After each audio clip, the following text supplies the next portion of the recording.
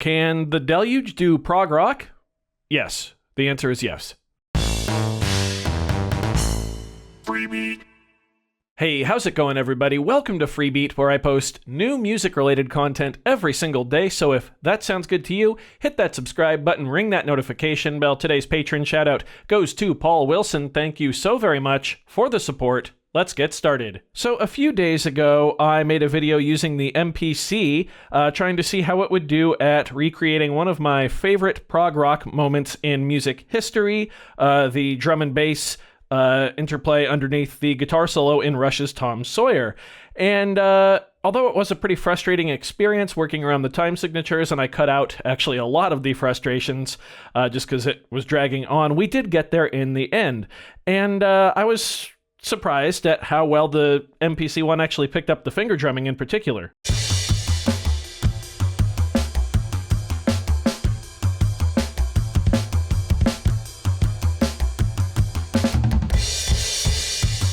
Today, we're going to try to recreate the exact same section of the exact same song using the Synthstrom Deluge. I am anticipating this going very well and being super easy due to the grid-based interface here on the Deluge, so let's get right to it. Now, there are two ways we could do this. We could make a whole bunch of different patterns and then chain them in song mode or arrangement mode, whatever it's called, the arranger view, I think. Yeah, that would be super easy. Or we can just make like one long pattern, which I'm kind of inclined to do to show you one of the kind of downsides of the Deluge, which is how the grid actually works and tracks between measures with odd time signatures. By the way, the time sigs we're going to be using today are 7/8 and 13/16. So yeah, let's do it that way. I'm just going to use this stock synth. I hope you don't mind. I'm going to set the polyphony to mono, though, because that's going to be the bass line. Let's go ahead really quick and pull up the isomorphic keyboard. Going to make A the root note of our scale, and we'll keep it A major, because that's what Tom Sawyer's in. Turn off the keyboard. There we go.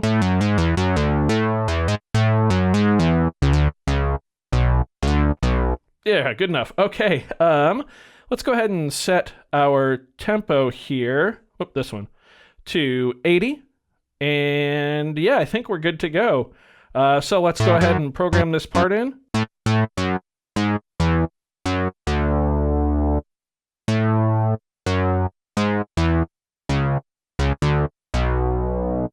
Okay, there's the first part right there.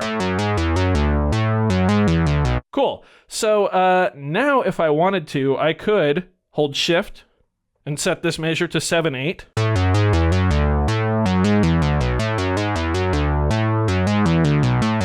And there we go. We're off and running. And then I could do that in the arranger view, post that in a couple times, and then go edit the final clip to add in the measure of 13/16. But that would be too easy, and it would work a little too well. Also, I'm going to adjust the lighting on the camera. There you go. Hopefully you can see it a little better now. Instead, what we're going to do is work off this measure. So I'm going to hold shift and click in this left knob to copy what we had, and then I'm going to do it again. So now we have 4 measures of that pattern.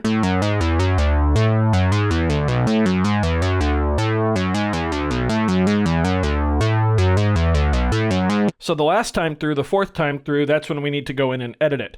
Now this kind of looks like a jumbled mess right now, and it's hard to tell where we are when you watch the playhead. That's because the playhead is still moving in 4/4, because it's just a grid. So you kind of just have to ignore the playhead and do a little bit of music math, I guess. For me, it's not that bad. Being a drummer, and I can kind of see how things fall into place, but I can definitely understand how this would be sort of frustrating for someone who's not so like rhythmically inclined. So let's go ahead and zoom into 16th notes here and go to the 3rd measure, and I'm going to start the playhead there.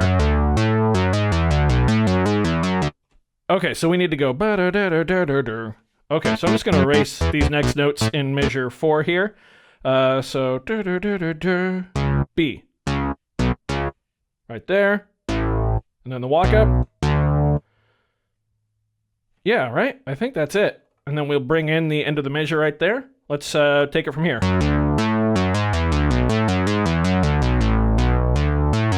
Boom, done.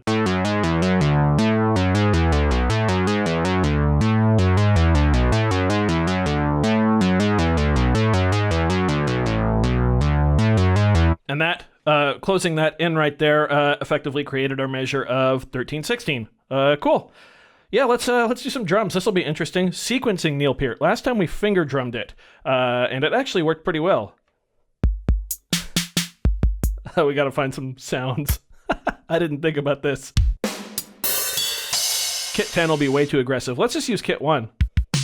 Yeah, okay.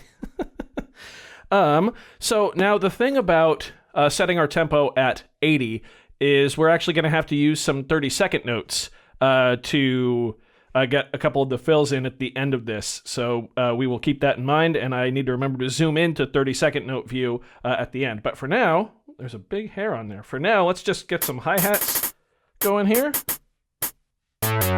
And let's program the drums. And now's where it's going to get tricky because this is technically the downbeat of our second measure right here, which means this, if we extend here, give us like 4 measures or so.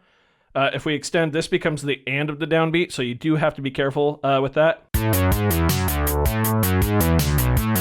Let's use Kit 0. Much better. So again, this is the downbeat, so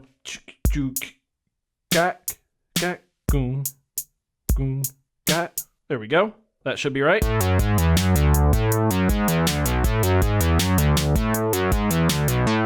Okay, now this is the downbeat of our third measure, and this is where those 30 seconds are going to come into play. So I'm going to fill in these hi-hats at the end here. So we want to go do do goo gat. So this needs to become 2 steps. So we're going to zoom in at 30 seconds, go to the second half of this measure, and it should be right here. Yep, cool. And then we'll do it again here. So we're in 30 seconds, so now 16ths are spaced every note. Yep, sounds right.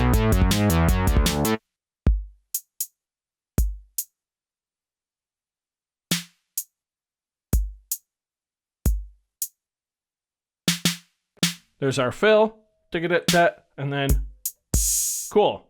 Like this, like that. Nope, I did my math wrong. Oh, that's because they're 30 seconds. I forgot. It goes right here. Nope, there we go, like that. And then we will bring the end of the measure into right here, I think. Yeah, that should be right.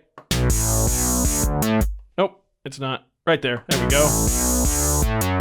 Okay, now we're done.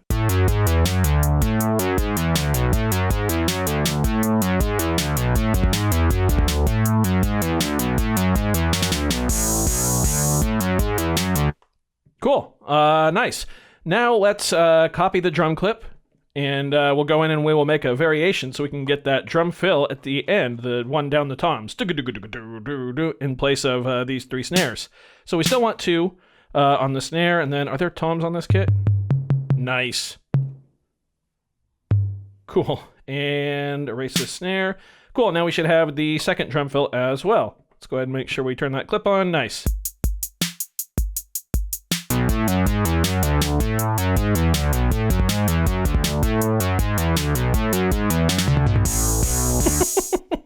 That's goofy. Cool. Let's put these all into arranger view now, yeah? So let's go and get our bass line. And now I believe I could put the second bass line in right here, just, the next measure. This is a linear timeline, but instead we need to zoom in because we are in 30 seconds. And we need to put it directly at the end. Right there. Yeah. Cool. Okay.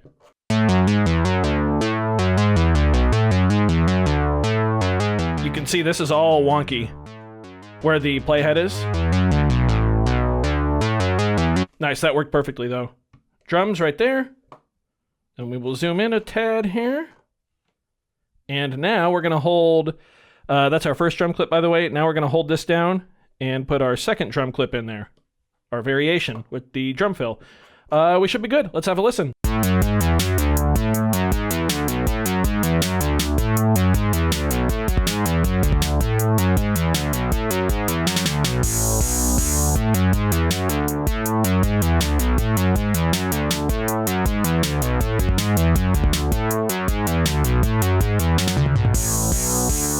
There we go.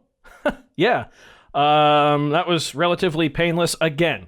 I understand, and I'm sure that there are going to be quite a few people who think this is way more complicated than the MPC one, doing it that way, but I would much rather, for me personally, again, these are my personal thoughts and opinions, I would much rather work with the math on a grid like this and figure it out, rather than try to fight through menus and try to figure out why, you know, my measure of 7/8 keeps getting deleted. So yeah, that's just my personal preference, but yeah, the Deluge is a beast for anything odd meter like that. I love it. It's so much fun.